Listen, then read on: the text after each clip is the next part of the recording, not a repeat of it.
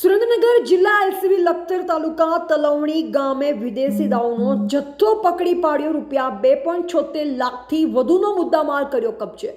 આરોપીને પકડી પાડવા તજવીજ હાથ ધરી. સુરેન્દ્રનગર જિલ્લા પોલીસ વડા પ્રેમસુખ ડેલુના માર્ગદર્શન હેઠળ લોકલ ક્રાઇમ બ્રાન્ચના police inspector Shri J Jadeja, PSI JY Pathan, PSI R Zala, parole furlough squad Ajayveersinh Zala, Ashwinbhai Mathukiya, Kapilbhai, Mahendrabhai, Mehulbhai તથા પ્રદ્યુમનસિંહ સહિત સ્ટાફે લખતર તાલુકાના તલવણી ગામે આવેલ રહેણાંક મકાન વિકીભાઈ સાગરભાઈ ચોવસિયાના મકાનમાં રાખેલ ગેરકાયદેસર વિદેશી દારૂનો જથ્થો ₹2,76,650ના પ્રોહિબિશન મુદ્દામાલ જપ્ત કરવામાં આવ્યો.